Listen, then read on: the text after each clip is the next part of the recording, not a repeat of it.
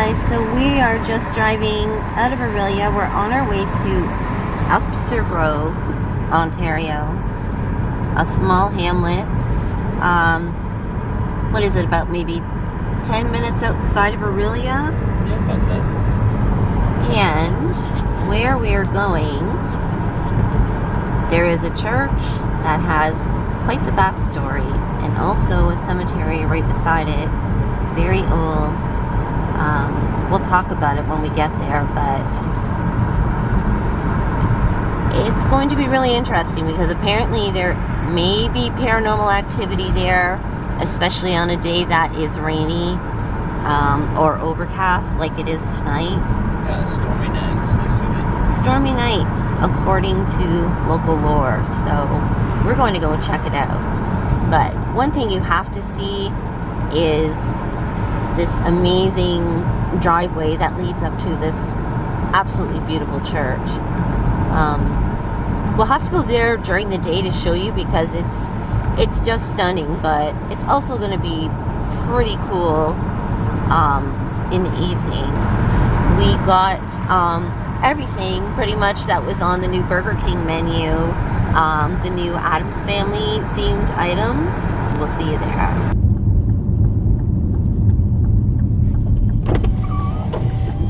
Okay, it is St Columbkille Church, Catholic Church, and here is this beautiful long driveway, which is hard to see in the dark, but it's actually pretty amazing. There we go, that's better. Yeah. So there's the church. Spooky already. Yeah, it's perfect kind of atmosphere today. Oh, definitely. Definitely. And then if we loop around the parking area. And the priest residence beside it. So we'll just go close as we can.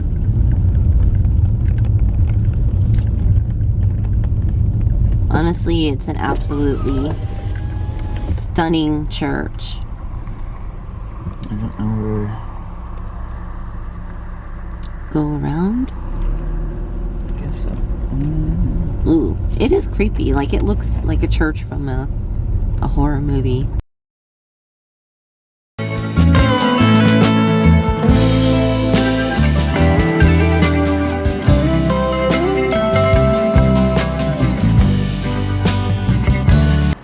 Now it looks like we can't get into the cemetery. The gates are closed, unfortunately.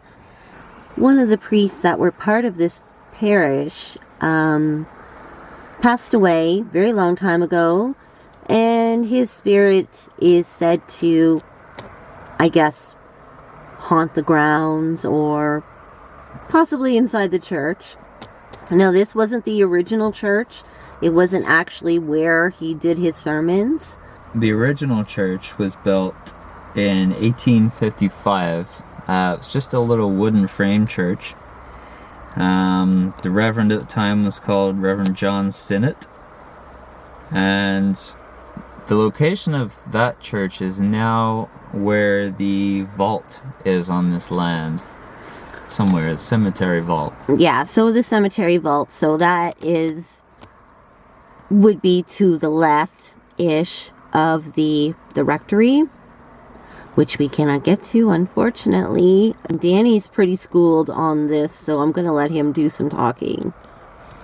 Yeah, so another interesting part about the cemetery, specifically the vault, was in the area, the Roman Catholic families that settled here in the first place used to bury their loved ones on their land when they passed away.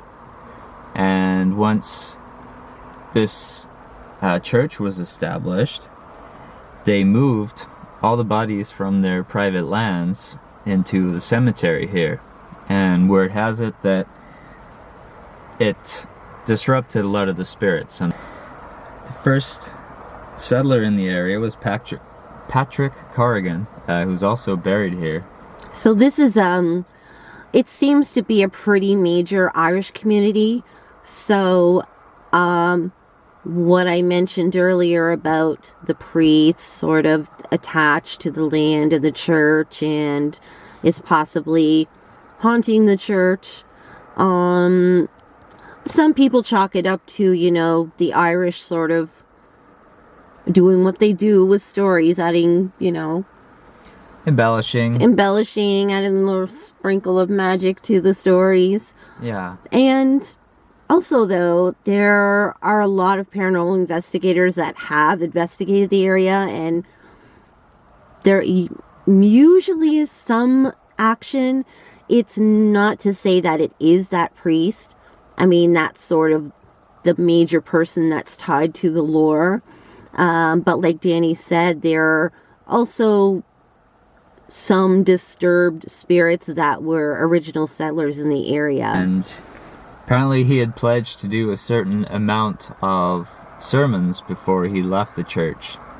So they say that he died before he had a chance to complete that number.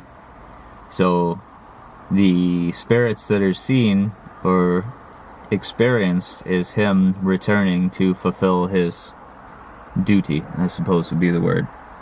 Yeah, it's sort of, I guess it's one of those, you know, unfinished business. Yeah. There's a real vibe around here, and I don't know how to explain it. It's said on dark, stormy nights, much like this one, you can see floating figures in the choir area. There'll be candlelight flickering in the windows, and the most unsettling of all would be the organ playing by itself. Apparently people have heard, although I couldn't find... Well, we can't even get into the church anyhow, but I mean, yeah, that would kind of be really iconic if we heard an organ playing. that would be something. That would be actually very creepy. But Yeah. And actually, another thing I wanted to mention about this, which is even more of a mystery, that there was a murder of a young man that happened in behind the church. So in behind the church is pretty much a farmer's field. And I guess he was beaten to death. It happened in the 90s. But it's so unusual because there's nothing about it anywhere. This is only sort of word of mouth, and we've seen a few other videos by other investigators. And, yeah, it's a real mystery. There isn't anything in any crime archives or any older newspapers, just nothing about the story. Well, it's kind of, in a sense, reminds me of Lucan, Ontario. Very Irish community from what we saw, and also like so much lore, but I guess that just comes with the culture, right? Yeah. But it's just really beautiful up here, but also yikes. But there's definitely an uneasiness about being around here. I don't know. Don't like it. I don't like the vibe around here. It almost feels like somebody telling you, like, what are you doing here? Like, you guys gotta leave. Yeah. I'm feeling that. And it's not like this, this priest is supposed to be, you know, a big meanie or anything. It's just, you get this feeling like, go away. Yeah, like he's just kind of pressuring. Okay. We're going to take a little scoot around so we could see around the other side again. It's too bad we couldn't get in there, but I'm telling you right now, it's not a good feeling here right now. No. I don't like it. And I don't get shook by very much at all. But it's something. It's not being in the dark. It's not any of that. I mean, I put myself into some positions much scarier than this. But I'm getting big get out vibes. So, you know what? Maybe we will. Yeah. Let's do another drive around so we can have one last look at it. Oh, and the camera's flaking out. Oh. Okay. I can't even... It's blurry on the church. What is happening? What the... Okay. Strange. Church here. Spooky cemetery. Hey guys, so we're back home and I'm really excited because we're going to be trying Burger King's new limited edition menu, Addams Family themed food. So the first thing that we have is the blood orange lemonade and it looks really good. Looks pretty appetizing color. It looks like it's going to taste pretty interesting. Blood orange lemonade.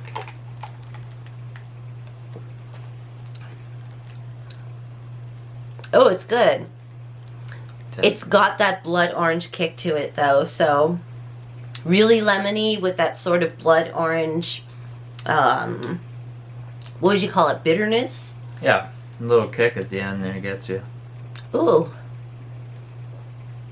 It's sour, kind of. Yeah. For some reason, I feel like I can taste the peel. That doesn't make sense, but...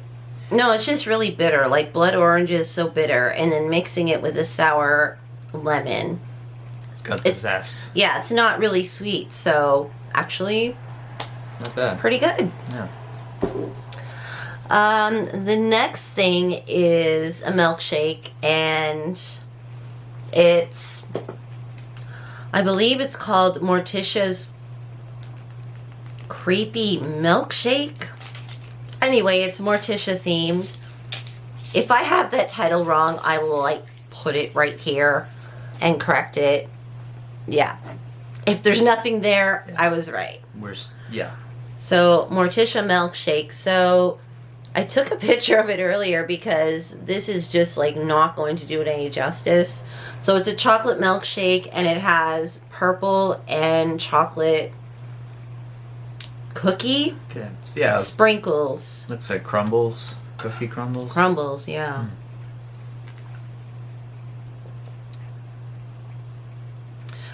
It's good.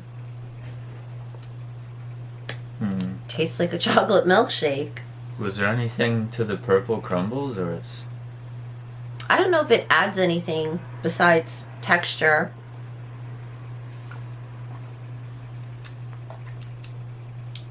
It's kind of cool though, because actually there's sort of layers to it. So at the bottom there's like a chocolate syrup, and then when you mix some of the cookie crumbles in, it sort of creates these layers. It's good. Looks like the purple kind of melts in there. Might puts a bit of color in your milkshake too, I think. Yeah, which... it's not a good thing. purple color, but yeah, I mean, it's good. It's a chocolate milkshake. It kind of tastes like maybe like an Oreo chocolate milkshake. Yeah, so similar. Yeah. All right. Okay, so regular fries. So what we got was the Wednesday Whopper. One of them is a combo. We also have churros, and I guess that's in BKs Addams theme. We'll try that later. Marinara. Some kind of sauce. You know probably what? Like a caramel? That's probably for the churros. Yeah. Interesting. Now, it wasn't actually a part of the Addams Family menu, but I really wanted to try it anyway. So, they actually have matzo sticks, but they're matzo fries. So, matzo sticks, like the size of the chicken fries, pretty much. So, I thought that was pretty cool. So, we're going to try that with the marinara sauce. Oh. I really want to see what the burger looks like. Yeah, what is it? Wednesday Whopper? Wednesday Whopper.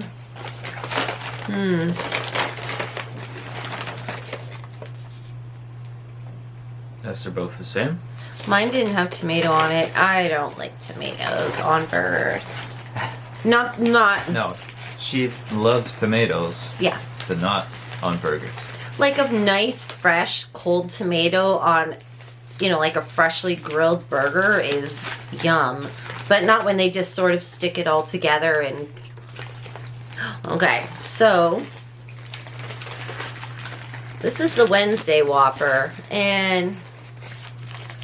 So the bun is actually purple, and I don't even know if we're going to be able to pick that up in the camera. Yeah, it just kind of looks brown. Oh no, there you can see it. Yeah, you can see. It's not the typical Whopper, obviously. And it's a little squished, but you get the idea. Hmm. What does it have on it? Does it have bacon or... I thought it had something, a different topping on it. So it looks like it has mayo, pickles, onions. Ketchup, Yeah. I think. Probably just like the different cheese, really, is the only difference. Yeah. A lot more sesame seeds, maybe. Looks like than a regular Whopper. I mean, they're also black. The sesame seeds are black. Yeah, maybe as they're well. toasted. Maybe, Yeah. I guess. Mm-hmm. So it's good. Mm. Honestly, it just tastes like a Whopper. Mm. Nothing really... Pretty much. Just looks different, I guess. The bun's purple all the way through, so yeah, I guess some kind of purple dye in the dough. You can't. There's nothing that tastes different about it, though.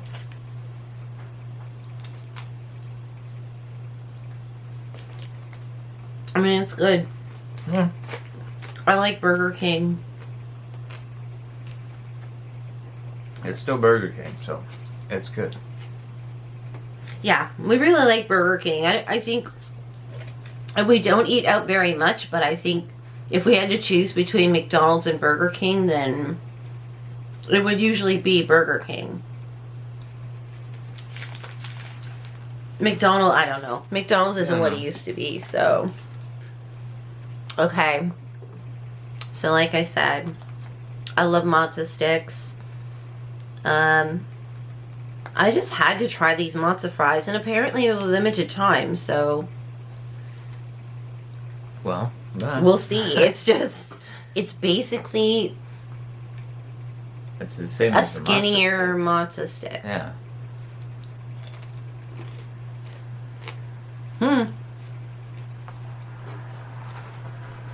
Anything different? Nope. No way. Not much for cheese going on in there. That's for sure. I like that you can see the herbs. Yeah. I mean, Well, it's... Maybe you can't, but we can. Yeah. It's good. Like, there's no cheese. Where's the cheese? Mm-hmm. When you're chewing it, it's like you're just chewing breading. It's Very little cheese. It's hollow on the inside. yeah. Like mine's got, it's full of cheese, but it's not a lot of cheese still. You take a bite and you feel like you're just biting more, just breading.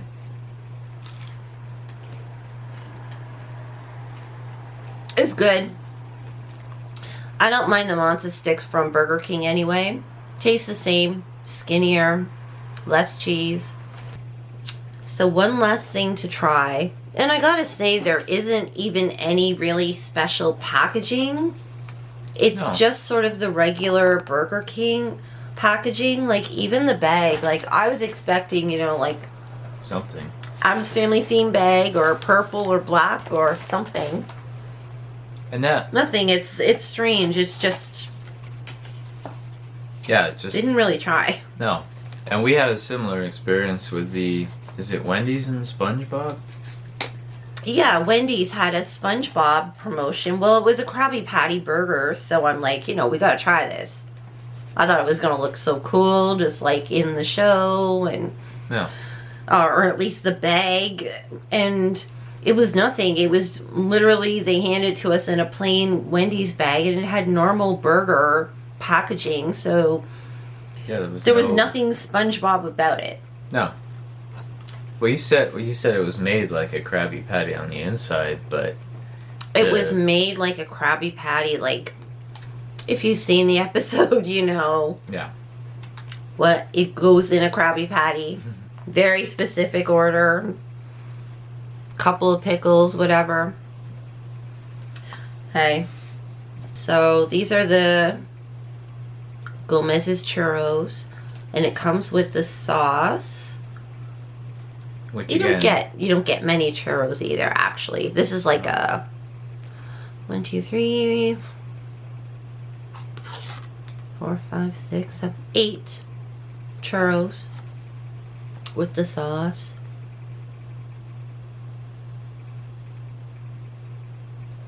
I mean, they're cute. We'll see how they taste here. They almost look like funnel fries, almost, but Yeah.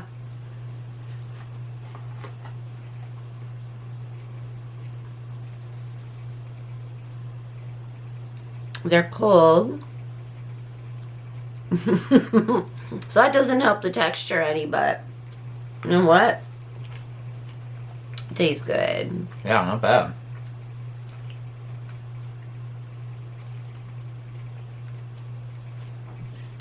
Remember the churros at the CNE?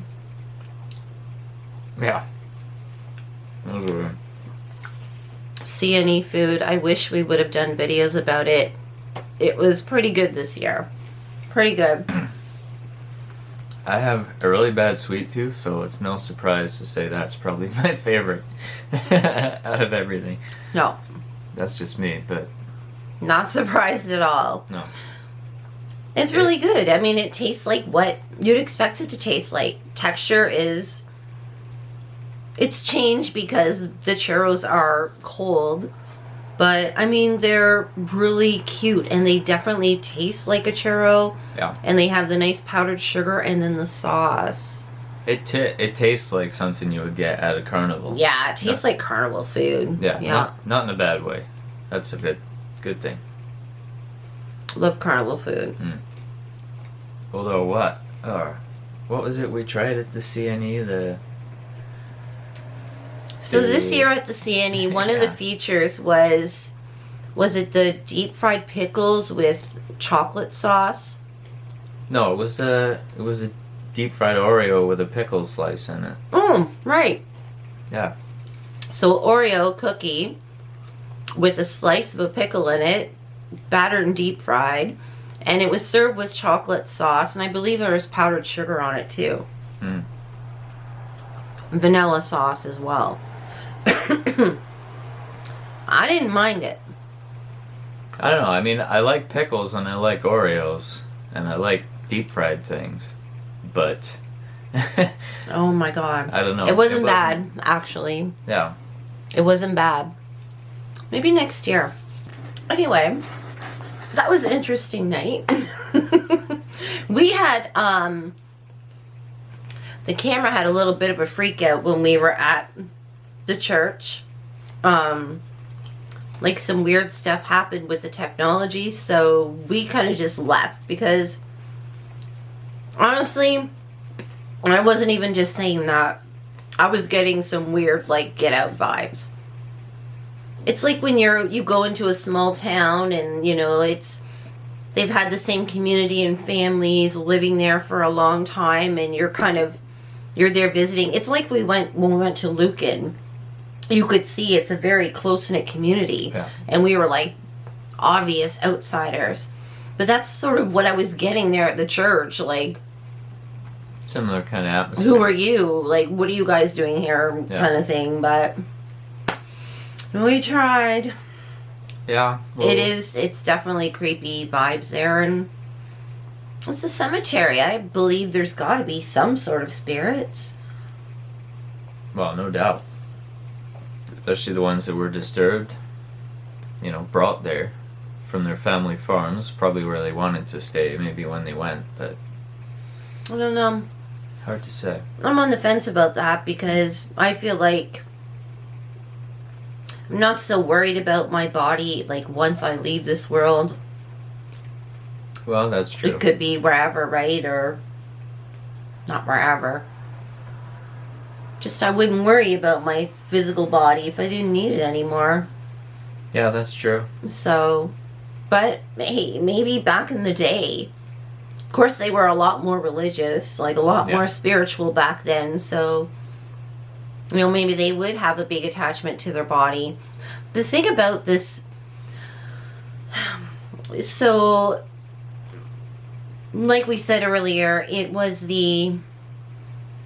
one of the original priests from that parish that apparently is haunting the place. But one of the mysteries that we didn't bring up, just because we kind of had to move along, was that he was pretty young when he passed away. 35, actually. 35. And the farmer who donated the land was also very young. And they died... They died the same year. The same year. So, I don't know. Maybe a coincidence? Could be, yeah. I don't know. I just thought, wow, like, it was back in the day, so it could have been just about anything, you know. They were so young. Probably sickness, I would think. But again, I couldn't find any obituaries or old newspapers. Nothing online. Even on the local websites. There's just not much out there about those. There isn't.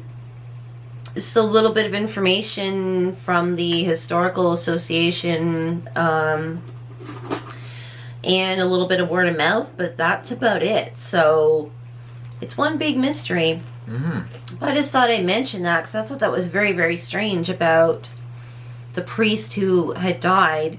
Now, the reason that they say again that he's hanging around there is because he wanted to do so many sermons apparently before he died. So did he know he was dying?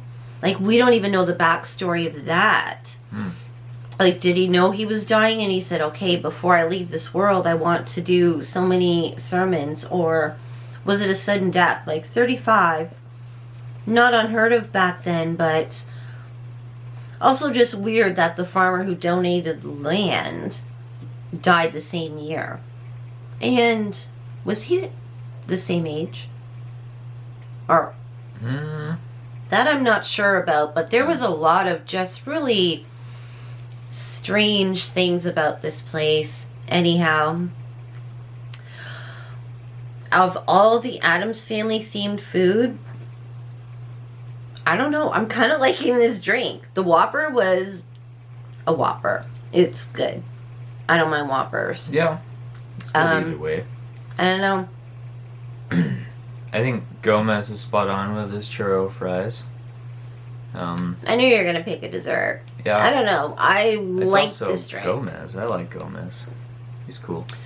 Addams Family's great. I wasn't getting Addams Family vibes from this meal, though. But, No.